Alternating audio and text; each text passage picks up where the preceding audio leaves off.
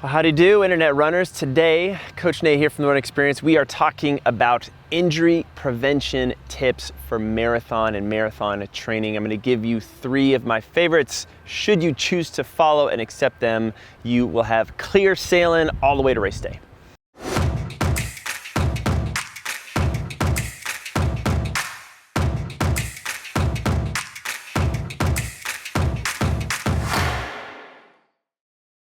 Tip number 1, know your body before it gets hurt. And you're gonna know your body by establishing a really good baseline with a lot of foam rolling work and self-care. And that's so important because most of the time when injuries set in, it's 8 to 12 weeks into your training.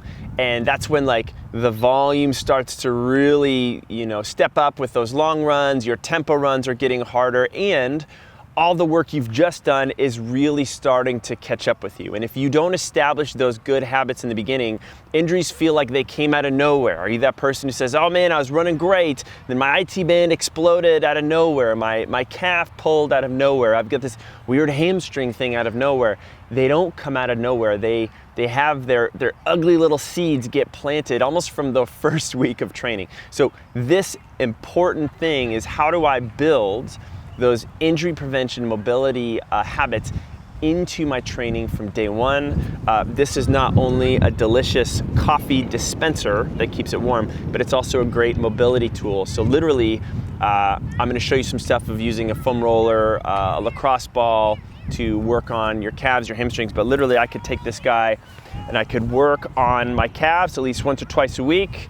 I could take this, I could get deeper into my hamstrings once or twice a week. And if I do this in the beginning, I establish that baseline of what my muscles feel like when they're normal and when they're healthy, so that when all of a sudden they get that pre-injured tightness, something is off, it gives me better information to make decisions on, should I do tomorrow's long run? Should I do tomorrow's track or tempo run? Or do I need to get a little more extra self-care in, skip a day, and jump back into training? All right, tip number 2 is to improve yourself with run drills in every session, every single week. That is right. I didn't just say, some high knees every once in a while, well, I did it 6 weeks ago. Does that still count, coach? It does and it doesn't, right? It's much more powerful when we do this all the time. And the reason is, a lot of injuries are a result of just tired running, which leads to sloppy mechanics, which leads to my hips, knees, and ankles not being very stable, which leads to things collapsing inwards, which leads to me being in trouble, potentially not showing up at the race. We don't want to do that, right? We want to make sure that our running is on point and that we finish this 10, 12, 16 week marathon session actually having improved our running, not just having survived these miles and being, slapstick all the way through. So easy run days, make sure you're mixing 1 or 2 run drills in there. It's a great time to just really be form focused. The long run, when you're most tired at the end of the race, remember sometimes you get those end of race photos and you're like, I look like that, and we're like, you do. Add some run drills in there at the end of the run. That's just gonna get your brain talking to your body when you're most fatigued, get you a little bit more upright, moving better. And of course, when you're doing any speed or quality run, I like to say speed drills or speed track or hill work, make sure you're getting some drills in there just to open up and prepare you for the session. Notice I'm not harping on any 1 or 2 drills. What I like to do is just choose 1 to 2 drills a week, rotate through those in the run, get a good feel of them, rotate through, switch on to something else.